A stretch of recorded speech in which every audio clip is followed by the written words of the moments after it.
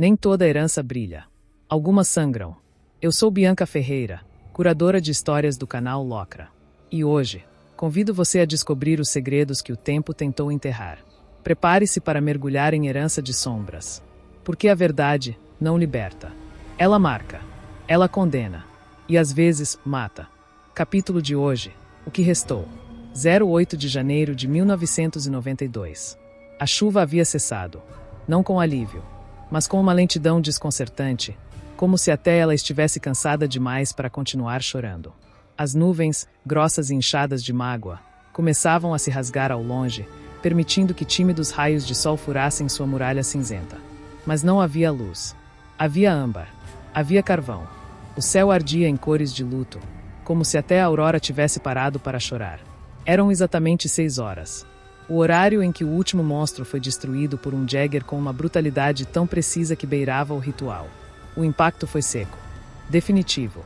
E, por um momento, a própria terra pareceu prender o fôlego.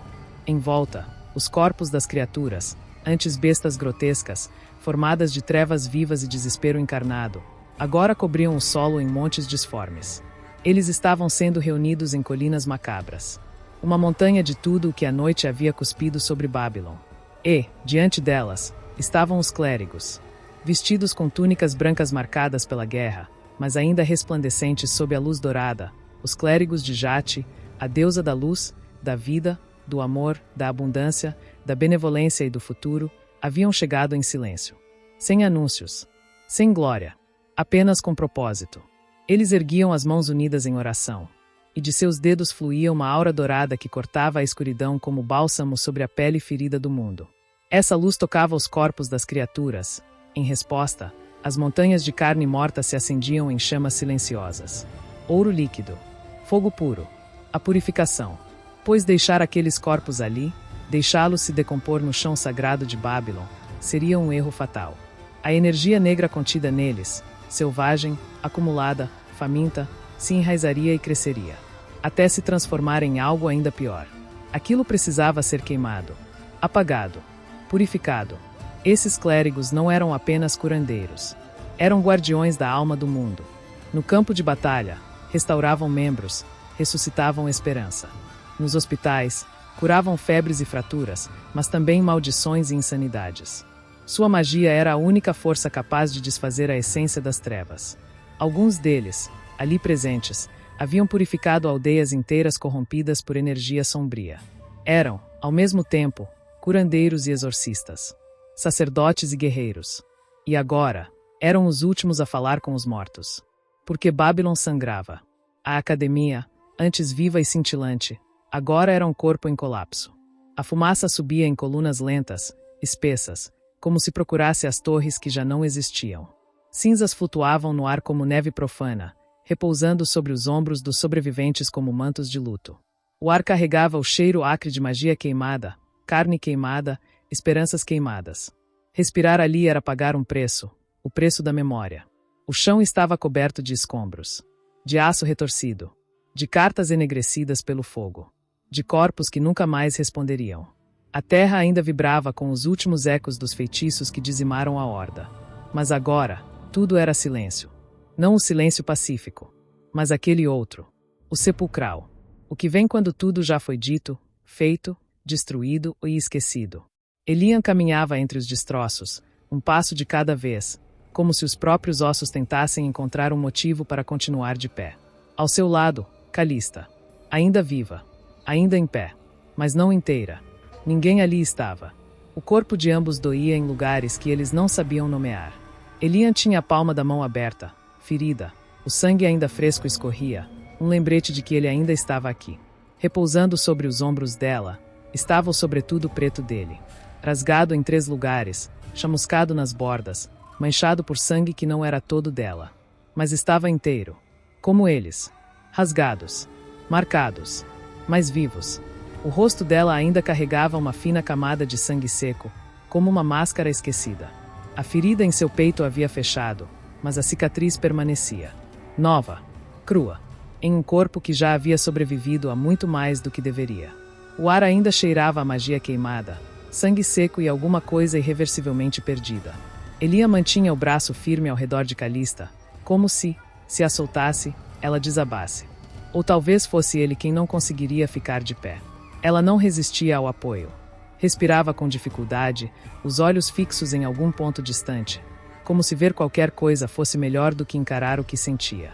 Seu corpo tremia de exaustão, não física, mas mágica. Estava esgotada até os ossos, e mesmo assim, ainda ali. Elian não dizia nada. O silêncio entre eles era espesso, mas não incômodo. Era o tipo de silêncio que compartilhamos com quem já viu o mesmo abismo.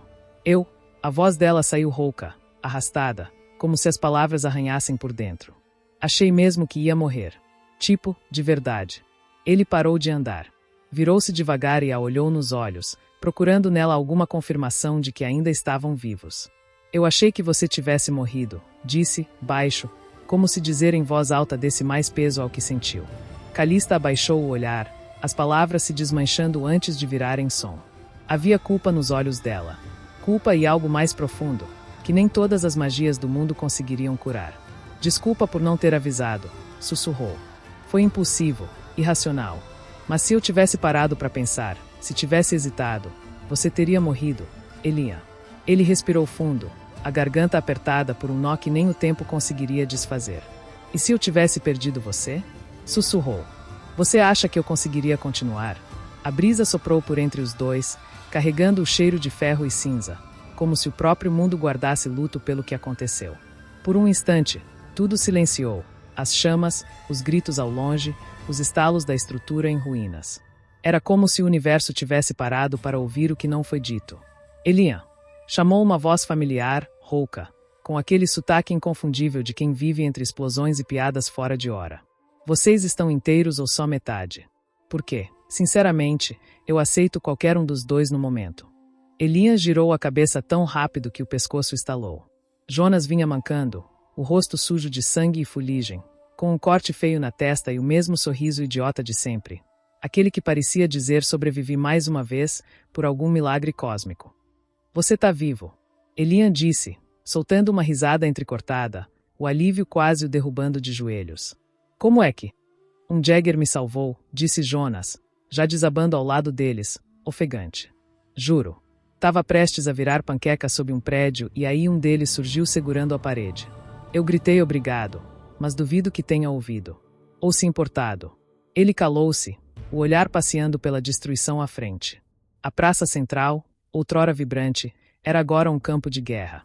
Professores feridos sendo arrastados em portas improvisadas. Alunos com mãos trêmulas tentando estancar sangramentos. Corpos, muitos deles pequenos demais para estarem ali. E o fogo, agora cansado, se apagava aos poucos, como velas depois de um velório. Ouvi que a vice-diretora morreu protegendo os portões, murmurou Jonas, sem tirar os olhos da ruína. E vi uma menina com a perna esmagada. Ela estava rindo. Disse que doía menos que escutar as aulas do mestre Eglon. Calista deixou escapar um riso que era mais um soluço. Jonas passou a mão no rosto, como se pudesse apagar a lembrança. E por um momento, ficaram em silêncio. Mas era um silêncio diferente do anterior. Esse tinha peso, mas também tinha pertencimento. Eles estavam quebrados, mas estavam juntos. Elian desviou o olhar para Calista, como se quisesse dizer algo, mas não tivesse coragem. Ela notou. Se você disser que foi tudo culpa sua, juro por Pan que dou na sua cara, disse ela, sem parar de caminhar. Ele engoliu as palavras. Depois assentiu. Tá. Obrigado, então. Ela parou, virou-se devagar, uma sobrancelha arqueada. Por não ter morrido. Por me salvar. Os olhos dela suavizaram. Só um pouco. Um pequeno indício de que ela também queria agradecer. Por ele não a deixar sozinha. Bem, da próxima vez tenta não se correr atrás de uma inimiga demoníaca. Talvez a gente possa testar um plano com menor taxa de suicídio. Jonas pigarreou atrás deles. Gente, odeio ser o mensageiro da desgraça, mas, olhem. Ele apontou para o que restava do pátio sul. O que antes era um lugar de risos abafados, duelos amistosos e encontros clandestinos agora era um cemitério sem nome. Restos da muralha ainda soltavam fumaça. Corpos jaziam espalhados entre poças de sangue e cristais de magia estilhaçada. Era impossível distinguir aliados de inimigos. Ali, no fim das contas, eram todos apenas mortos. Calista levou a mão à boca. Seu rosto se contraiu num espasmo de dor que não vinha de nenhuma queimadura. Eles são tantos. Elian fechou os olhos.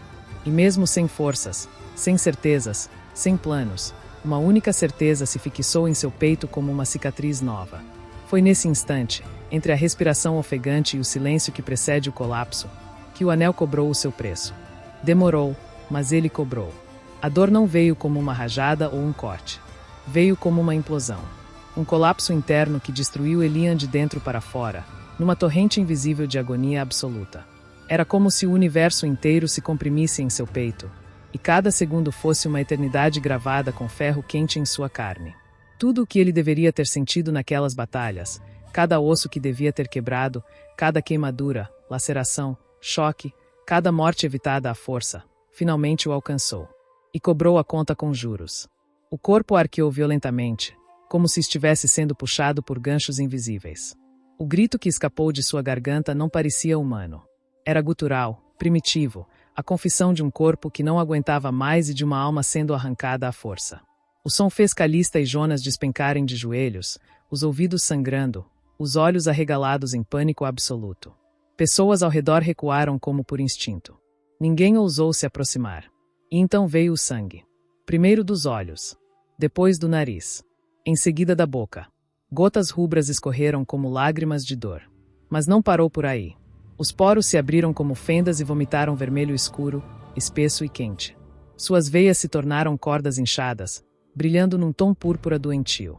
As unhas se partiram como vidro, os dedos se curvaram como garras, e os pulmões se rasgavam. Podia sentir. Cada costela estalando, uma a uma, como se o próprio esqueleto se partisse sob o peso da própria magia. Elian! Calista gritou, correndo na direção dele, mas uma muralha de energia negra surgiu entre os dois, repelindo-a como se fosse feita de aço e maldição. O anel queria que ele sentisse, que ele sofresse. Cada migalha. Você pediu tudo. Agora, coma tudo. Os olhos de Elian ficaram brancos. Sem íris. Sem alma. Um brilho pálido como a morte tomou conta deles. Ele tremia como uma folha no vento, frágil, prestes a se romper. Imagens da luta invadiram sua mente como espinhos. O impacto, as garras, os gritos, o sangue, o fim. Era como morrer. Não uma vez, mas 1000. De dentro para fora. Sem descanso. Sem alívio. E então, do nada, a energia cessou. O corpo tombou de lado com a leveza de uma marionete que perdeu os fios. Sangue se espalhou como tinta sobre a terra fria. Ele não se movia. Não respirava. Os olhos ainda vidrados no céu. O anel, finalmente, silenciou. Como uma besta que devorou tudo o que havia e agora dormia. Um silêncio caiu sobre o campo. Todos os olhos estavam nele. E ninguém conseguia se mover. Elian não se levantava. Calista se arrastou até ele. Os joelhos cederam. As mãos trêmulas tocaram o rosto coberto de sangue e poeira. Por favor, ela sussurrou, a voz trincada. Por favor, não morre. Eu te imploro. E então, no meio do vazio, entre o silêncio absoluto e o sabor do desespero, ele sussurrou. Doeu muito. Foi um fio de voz. Um sopro. Mas estava lá. E com ele, um sorriso, quase imperceptível, pálido, fraco, mas real. Um sorriso que, mesmo no abismo, mesmo quebrado, ainda resistia. Antes de desmaiar completamente. A enfermaria de Babylon parecia ter sido abandonada pelo tempo. Nenhum som ousava romper o ar, como se até os ecos tivessem esquecido o caminho de volta. As janelas estavam vedadas por cortinas espessas, impedindo qualquer fagulha de luz de atravessar, mas a escuridão ali dentro não vinha apenas da ausência do sol, vinha de dentro. Era uma sombra mais densa, arrastada por angústias que nenhum feitiço podia dissipar. No centro do quarto, envolto por um círculo de contenção gravado à unha por mãos desesperadas, Elian estava imóvel. Os lençóis encantados sob ele não conseguiam mais disfarçar o frio que parecia subir do seu corpo. Ele não se movia. Não reagia. Respirava como se o próprio ar pesasse toneladas. Seu peito subia e descia num ritmo hesitante, como uma promessa prestes a se romper. O anel em seu dedo, negro como um céu sem estrelas, pulsava em intervalos silenciosos, uma batida tênue, como o último suspiro de uma criatura ancestral. À primeira vista, era apenas uma joia. Mas para quem sabia olhar, cada centelha de brilho denunciava o conflito invisível que consumia aquele corpo por dentro. As cicatrizes que cobriam seus braços pareciam ter sido desenhadas por lâminas encantadas. Algumas ainda estavam frescas, outras já haviam virado linhas pálidas como pergaminho velho. Mas o que realmente doía era o silêncio. O silêncio dele. A ausência do riso, da voz, até da teimosia. Uma fissura estalou. Tão fina quanto um fio de cabelo, a rachadura serpenteou o chão ao redor do círculo mágico como uma rachadura no coração. Isolde foi a primeira a se mover. A governanta da mansão Thorne, sempre impecável e fria como uma manhã de inverno, ergueu-se com um movimento contido, mas apressado. Seus olhos âmbar, que nunca deixavam transparecer emoção, agora estavam opacos. Partidos. Um músculo em sua mandíbula trêmula denunciava o esforço que fazia para manter a compostura. Isso não faz sentido, ela murmurou, a voz soando como cristal prestes a rachar. Já se passou tempo demais. Ele deveria ter acordado. As mãos enluvadas se apertaram contra o peito, como se quisessem impedir que algo lá dentro escapasse. Sullivan, parado junto à janela, ouviu cada palavra como uma adaga enfiada devagar. O homem que um dia enfrentou bestas milenares e selos arcanos com um sorriso debochado agora parecia menor. Mais velho. Um avô vencido pelo medo. Ele devia. Sua voz estava rouca. Quase irreconhecível. Was, isso aqui, isso não é como da última vez. Ele não terminou a frase. Virou-se com brutalidade e socou a parede ao lado da janela. O impacto deixou uma mancha escura de sangue entre as rachaduras da pedra encantada. É culpa minha, Isolde. Sua voz vacilou. Eu não devia ter deixado Babylon. Não devia ter deixado ele sozinho com aquele maldito anel. Ele se apoiou na parede com os ombros curvados, como se o peso de tudo o esmagasse. Seus olhos se voltaram para a cama, para o neto, e ali, mesmo coberto por camadas de nobreza e teatralidade, Sullivan parecia apenas um homem quebrado. O anel está tentando tomar o corpo dele, disse por fim, com a voz embargada. Isolde aproximou-se devagar do círculo, os passos silenciosos como neve caindo. E não há nada que o senhor possa fazer? Se eu tentar, Sullivan fechou os olhos, rangendo os dentes. Se eu interferir, ele pode não resistir. Posso matar o último pedaço dele que ainda está lutando. Do lado de fora da porta, encostado à parede com bandagens cobrindo quase todo o corpo, Jonas murmurava para si mesmo. Isso tá demorando demais. Sua voz era trêmula, os olhos fundos de cansaço. Ele devia ter acordado, é o Elian, droga. Cada palavra saía com esforço.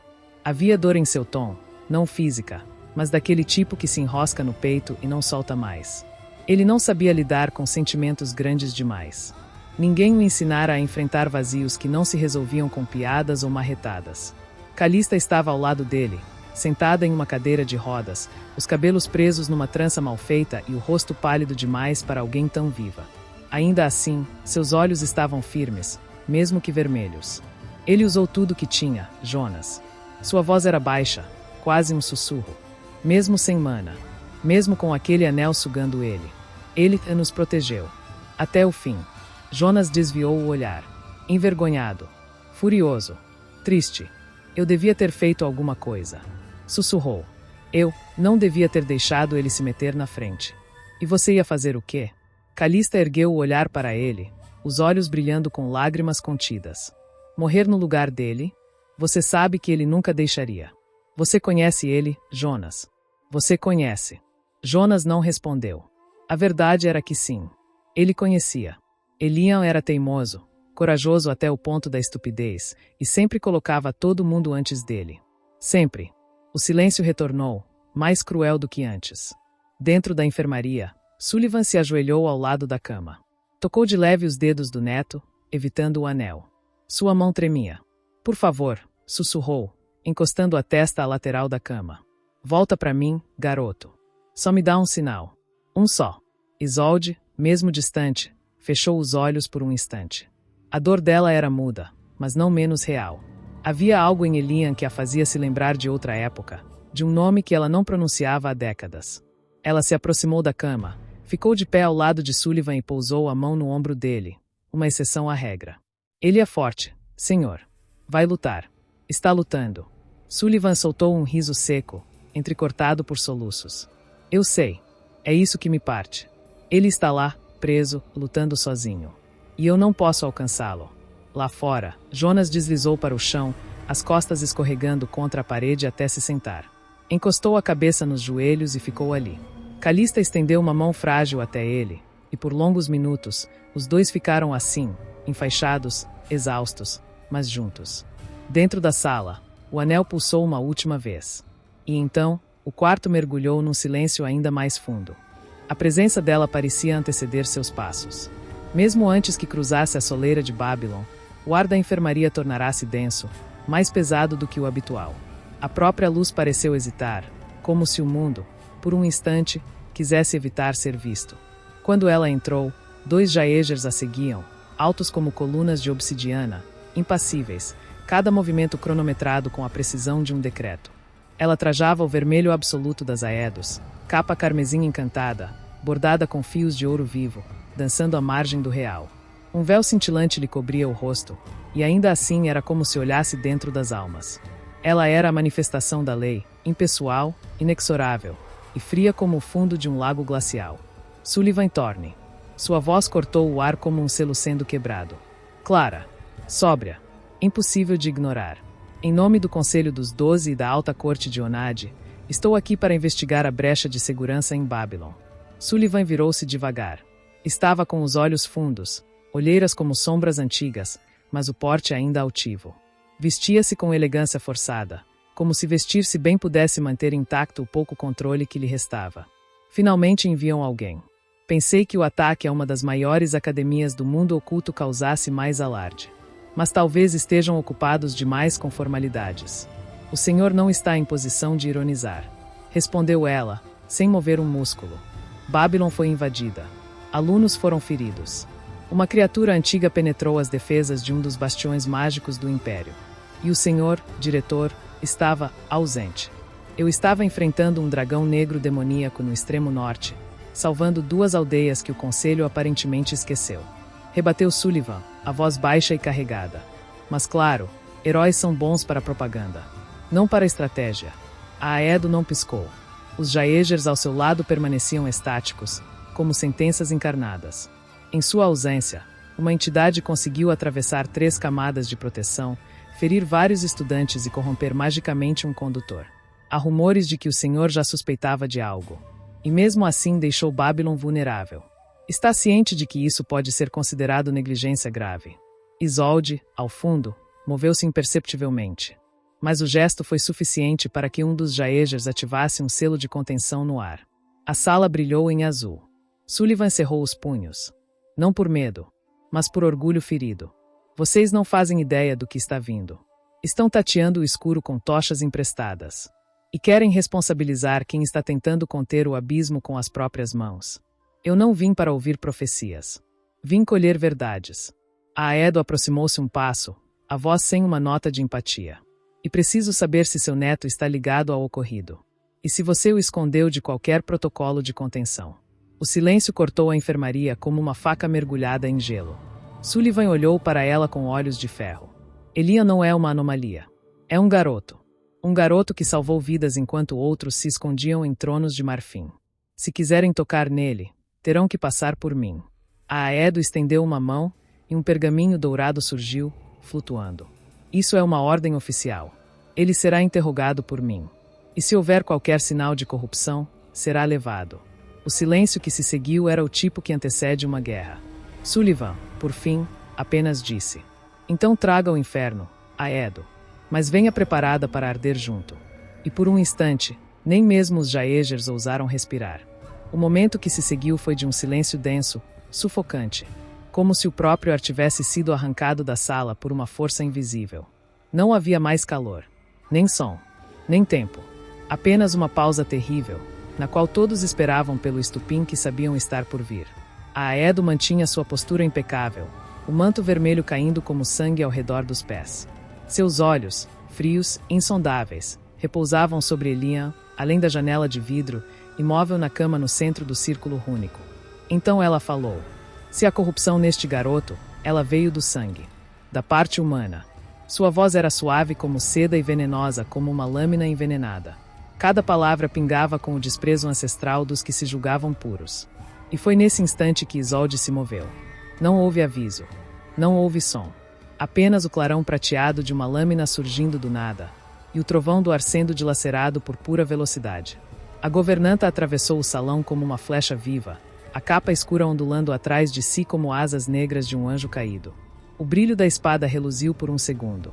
Depois, tudo virou caos. O Jäger da direita reagiu como uma muralha viva, um titã de armadura negra, sem rosto, sem alma. O machado encantado ergueu-se em tempo quase impossível, e o impacto entre aço e aço explodiu em uma chuva de faíscas. A parede tremeu. O chão se partiu sob os pés deles. A batalha irrompeu como um trovão preso num corredor. O espaço era estreito, sufocante. Um corredor de pedra onde qualquer passo em falso significava a morte. Mas Isolde se movia como se dançasse. Uma dança de guerra, fluida, quase etérea. Cada giro era uma espiral de morte. Cada corte, uma assinatura letal. Seus movimentos lembravam uma deusa caída, precisa, delicada, terrivelmente letal.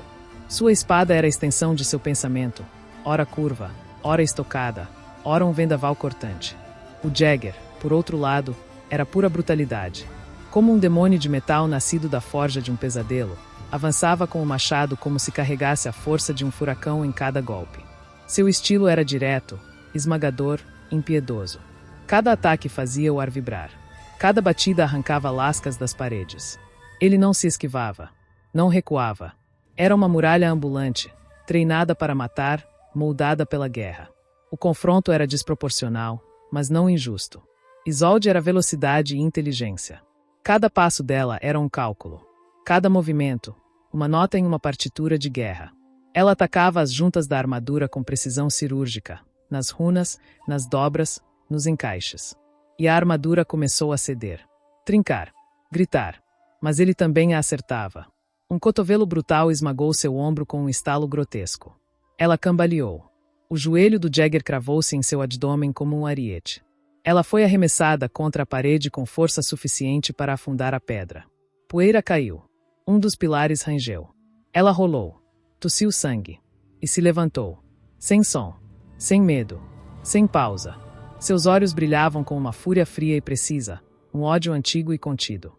Com um giro que fez sua capa cortar o ar como uma guilhotina de seda, ela disparou. Em um único movimento, cravou a espada na perna do Jäger, bem na articulação de trás do joelho. O impacto fez a criatura estremecer, recuar, um rugido mudo escapou da máscara sem rosto. Então a lâmina explodiu em chamas púrpuras. Runas acenderam-se ao longo do aço como olhos abrindo na escuridão. Uma parte da armadura se rompeu, cuspindo estilhaços incandescentes. A criatura rangeu, furiosa, e ergueu o machado para o golpe final. Mas foi quando Sullivan interveio. Um estalo arcano, surdo e sórdido, atravessou o salão como um trovão abafado. As janelas explodiram em fragmentos cintilantes. As runas nas paredes brilharam com um verde espesso, enjoativo, quase podre. A própria gravidade hesitou. Por um segundo, o mundo pareceu inclinar-se em direção ao velho. Sullivan ergueu uma única mão. E o universo respondeu. Uma espiral de força arcana girou no ar como um furacão invisível e lançou os dois combatentes para direções opostas. O impacto rachou as paredes. A luz oscilou. O teto gemeu como se o céu quisesse cair. Quando a poeira baixou, o velho estava de pé no centro da sala. Não havia mais traços do avô caloroso. Apenas o herói de 1000 guerras. Seus olhos ardiam em dourado. E a voz, quando surgiu, fez o tempo parar. Chega! Rugiu. Sua voz sacudiu o mundo como uma tempestade viva. Mais um movimento, e eu arranco as runas dos seus ossos com os dentes. O Jäger recuou. Mesmo sem rosto, parecia hesitar. Isolde, arfando, com o ombro deslocado e sangue escorrendo do lábio, abaixou a espada com relutância. Mas seus olhos não deixaram a Aedo. Nem por um segundo. Sullivan virou-se lentamente para a mulher de vermelho. Sua fúria era controlada, gelada. Quando Eliam acordar, eu mesmo o levarei ao conselho. Ele responderá a todas as perguntas. Um por um. Olhará cada um de vocês nos olhos. E quando ele terminar, Sullivan deu um passo à frente. Você vai se ajoelhar. A Aedo endireitou a postura. Estava ilesa. Ainda que a tensão no ar fosse cortante, ela não sorriu. Também não recuou. Muito bem. Aceitarei sua condição. Por ora. Mas como garantia. Seus olhos se moveram lentamente até pousar sobre Calista e Jonas, que assistiam a tudo com o coração na garganta. Calista tentou protestar, mas a voz falhou. Jonas, sangrando pela lateral do rosto, avançou um passo. Vamos, disse ele, firme. Mas não nos toquem. A Aedo assentiu. Os Jaegers os acompanharam, silenciosos como sombras. Ao cruzar a porta, ela parou por um instante. Apenas um segundo.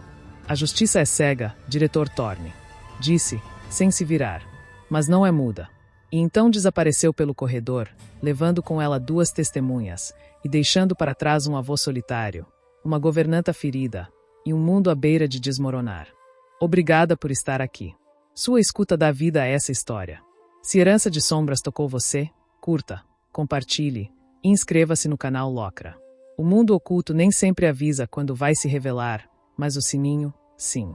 Eu sou Bianca Ferreira e te espero no próximo capítulo. Até lá e cuide-se. Um abraço. Porque algumas sombras não querem assustar. Querem ser vistas. E a nossa jornada está só começando.